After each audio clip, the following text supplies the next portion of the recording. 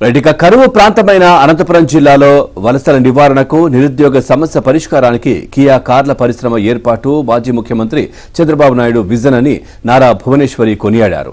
నిజం గెలవాలన్న కార్యక్రమంలో భాగంగా చంద్రబాబు అక్రమ అరెస్టు తట్టుకోలేక మనస్తాపానికి గురై మృతి చెందిన రహీం కుటుంబాన్ని పరామర్శించేందుకు ఆమె శ్రీ సత్యసాయి జిల్లా పెనుగొండకు వచ్చారు.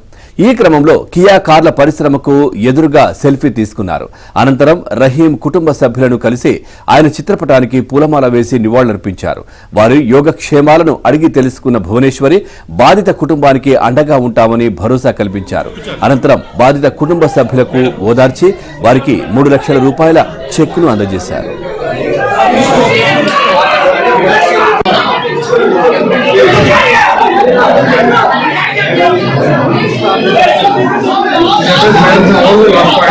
అని నారా భువనేశ్వరి కొనియాడారు.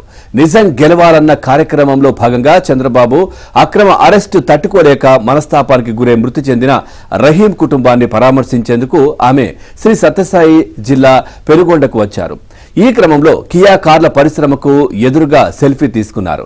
అనంతరం రహీం కుటుంబ సభ్యులను కలిసి ఆయన చిత్రపటానికి పూలమాల వేసి నివాళులర్పించారు.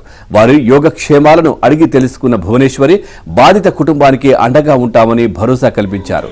అనంతరం బాధిత కుటుంబ సభ్యులకు ఓదార్చి వారికి 3 లక్షల రూపాయల చెక్కును అందజేశారు.